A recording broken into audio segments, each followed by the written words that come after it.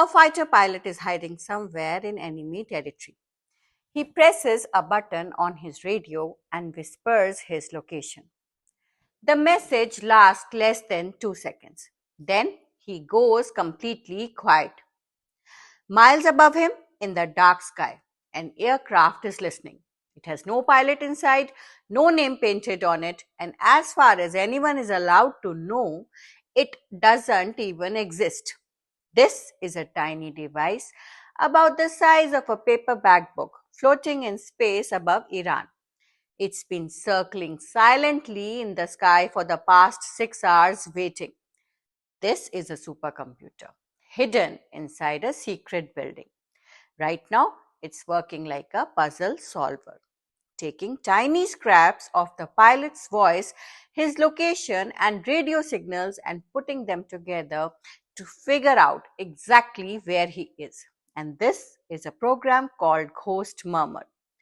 The people who built it say it might have saved the life of a pilot known by the code name Dude 44 Bravo, and the night so secret even the date is blacked out in the documents. This sounds like something out of a video game, but secret rescue technology is completely real. For a long time, almost nobody knew this story existed. It was locked away in classified files. That means files the government keeps hidden. But bits and pieces have slowly come out through official reports, government meetings, and people who were willing to talk. Today, we are going to look at four key parts of how Ghost Murmur worked and what the rescue of Dude 44 Bravo can teach us about the invisible side of war. It's a story full of big risks, wild ideas, expensive mistakes, and one technology that just barely did what it was supposed to do. One important thing before we start: a lot of what we know comes from the documents the government has only partly released. Big chunks are still blacked out. Literally, lines of text covered in black ink so nobody can read them. Some things we are still not sure about. And sometimes different people who were there tell different stories. We'll always tell you when we are not certain. Sources are linked in the description as always. Here is a simple idea that the military figured out a long time ago. Sometimes machines can do things that people just can't. A computer never gets tired, it doesn't freeze up when it's scared, and it doesn't need food, sleep, or a way home. A drone, an aircraft with no pilot, can fly over dangerous enemy territory for hours and hours without putting a single person at risk. This idea of using technology to do the toughest jobs is not new at all. During World War II, the British invented radar, a system that could detect enemy planes coming from far away, like a superpowered game of Marco Polo using radio waves instead of sound. During the Cold War, a long tense standoff between the US and the Soviet Union, America launched satellites disguised as science projects. Their real job? Secretly photograph enemy military bases from space. Later, in places like Iraq and Afghanistan, the US military used cameras on drones to watch over entire cities at once, like a security camera for a whole town. But the most important technology is often the stuff nobody talks about, the secret stuff. In 2019, Iran shot down what it claimed was an American spy drone. The wreckage it showed off didn't look like any drone the US had officially admitted to having. In 2022, someone who works with a group of allied countries described picking up radio signals from a system that didn't appear in any official list. And in 2023, a military survival trainer quietly told a reporter that one recent rescue mission had used technology that shouldn't have existed yet. Like something out of a sci fi movie, except it was real. Now, machines are great, but they have one big weakness. They still need humans to tell them what to do, make sense of what they find, and actually go in and bring a person home. A machine can find where the pilot is, but a person still has to fly out and get him. During the war in Iran, this problem became very serious. Iran had powerful air defenses, radar systems, missiles, and electronic weapons supplied by Russia and China that made flying a rescue helicopter into enemy territory almost impossibly dangerous. The normal way of rescuing a downed pilot wasn't going to work. So, the US needed something different, something invisible. Around 2015, a group inside the US intelligence community, the people whose job is gathering secret information, started building something new. It was eventually given the code name Ghost Murmur.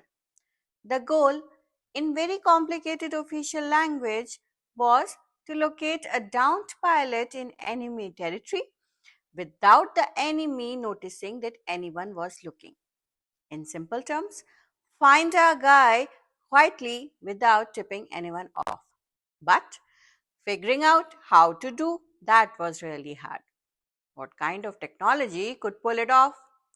There were lots of options, and the people working on Ghost Murmur argued about them for years, enough to fill stacks of documents as tall as you are. High flying aircraft could cover a lot of ground fast. Problem? Iran knew what those planes looked like on radar.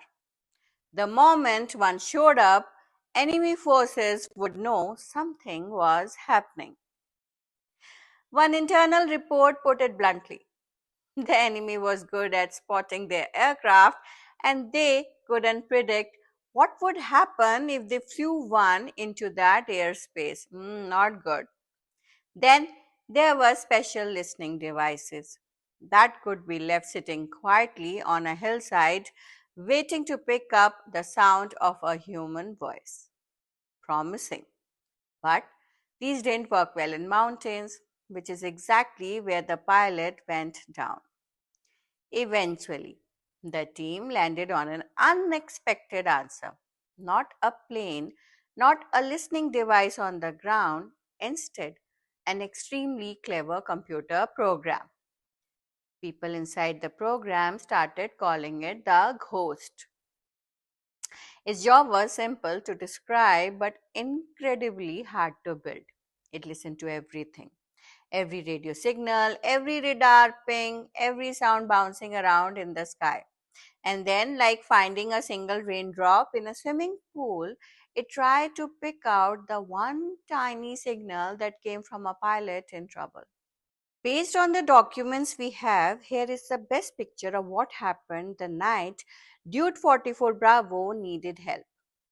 An F-15E, a fast, powerful two-seat jet fighter, gets hit by a missile over northwestern Iran. The pilot in the back seat ejects. He shoots up out of the plane in his ejection seat, parachutes down, and hides. He grabs his survival radio, a special small radio all pilots carry, and presses the button.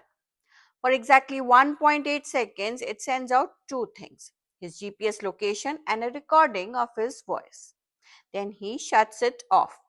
Any longer, and the enemy might trace the signal back to him, far away. In a secret building somewhere, Ghost Murmur catches that tiny 1.8-second whisper. It was already scanning the night frequencies like a radio permanently tuned to listen for pilots in trouble. In seconds, it checks the voice against a database of pilots to confirm who it is. It checks the location against maps of where enemy forces are. It figures out the safest path for a rescue aircraft to fly in without being detected.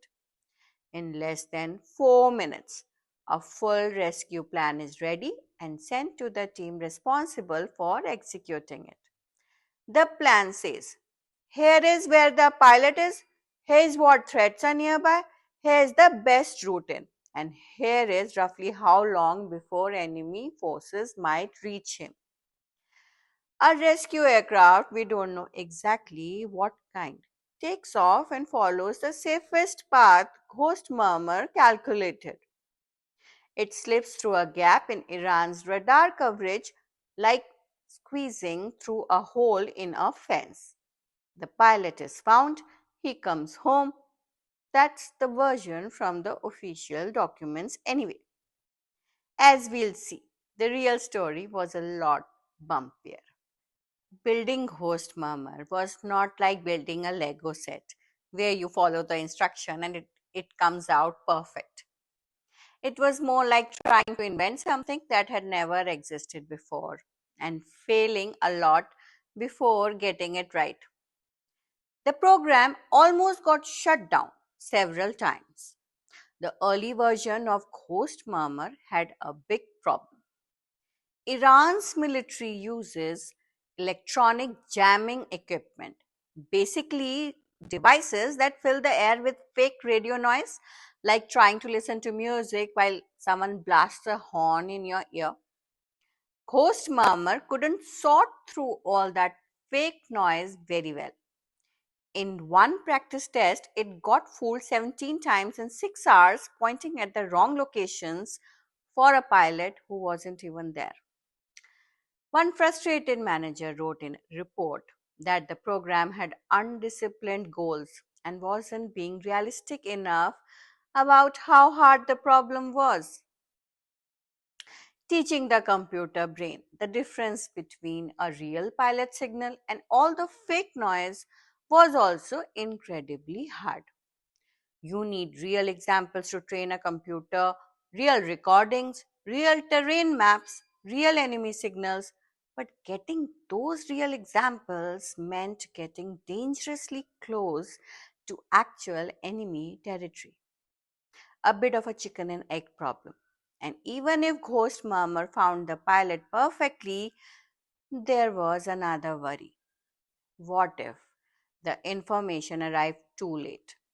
A rescue plan that takes 30 minutes is useless if enemy soldiers reach the pilot in 20. As one person on the team put it, information that comes too late isn't intelligence, it's history. A big test was scheduled to decide if the program should keep going at all. The result? Mixed. It worked, but only under very specific circumstances. The wrong weather, the wrong terrain, too much enemy interference, and the whole thing could fall apart. The people who know the program best say the real proof came on the night Dude 44 Bravo went down. That night, everything lined up just right. After Ghost Murmur, the people building this kind of technology didn't stop. They started working on the next generation of ideas, things even more ambitious.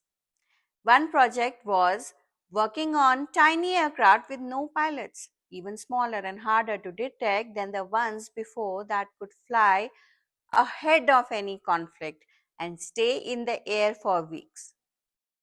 These invisible aircraft would always be listening, ready to catch a pilot's distress signal anywhere at any time. Another project was working on recognizing a person without them having to say or do anything at all. Imagine a system that could identify a pilot just from the heat their body gives off or the way they walk, even from far away in the dark. No radio signal needed at all. And perhaps the most surprising project of all, tiny sensors, each smaller than a coin, that could be scattered across a huge area from the air like seeds. They would sit silently in the grass or on a hillside, listening for signs of a human being nearby. Together, they would cover an area the size of a city. Whether these ideas actually worked and whether any of them were used in the Iran conflict remains hidden behind those black ink lines in the documents. A senior person involved in building Host Murmur wrote something honest in an internal memo. He said that building impressive technology without a clear plan for how to actually use it in the real world is the most expensive kind of wishful thinking. Ghost Murmur nearly fell into that trap many times. What we can see is genuinely remarkable. A computer that can find a single person's 2-second voice transmission in the middle of a war, an aircraft that can fly invisibly through enemy airspace, a rescue plan assembled in under 4 minutes. But huge parts of the picture are still missing. We can tell the outline of something that worked. In the case of Dude 44 Bravo, apparently it really did work. But everything that failed along the way, every program that quietly got cancelled, and everything that is still running in secret right now, that is still hidden. What we know for certain is that it worked once, under conditions that might never line up in exactly the same way again. Everything still buried under those black ink lines. The failures, the backup plans, the things too sensitive to ever release might tell a different story. Maybe. Someday we'll find out.